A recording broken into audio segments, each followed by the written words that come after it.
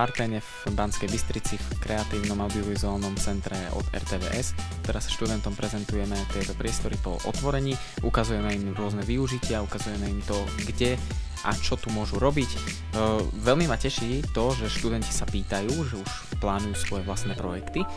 Ja samozrejme budem veľmi rád, ak im s tým budem môcť buď ja alebo moji kolegové pomôcť, pretože na to sme tu, aby umenie teda sme mohli ďalej takto šíriť medzi mladých a verím tomu, že táto najmodernejšia technológia, ktorá sa tu nachádza z úžasného projektu, ktorý vznikol v Banskej Bystrici, budeme môcť vyťažiť najviac a určite sa veľmi teším na to, že u tých študentov naozaj je obrovský záujem.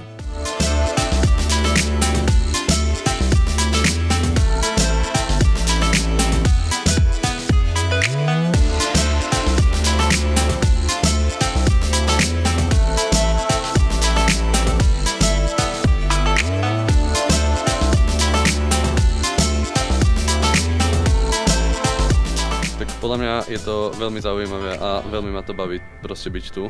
A podľa mňa v budúcnosti by som určite chcel dačo s týmto robiť, keďže už mám skúsenosti z minula. Napríklad s videom, s grafikou a takýmito vecami.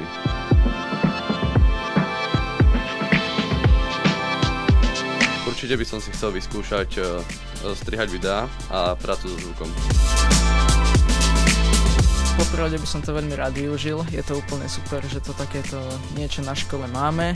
Ja sa osobne dosť rád venujem strihu, strihám si nejaké videá akože sám, takže dúfam, že to využijem niekedy v živote a veľmi rád by som sa týmto posunul niekde ďalej.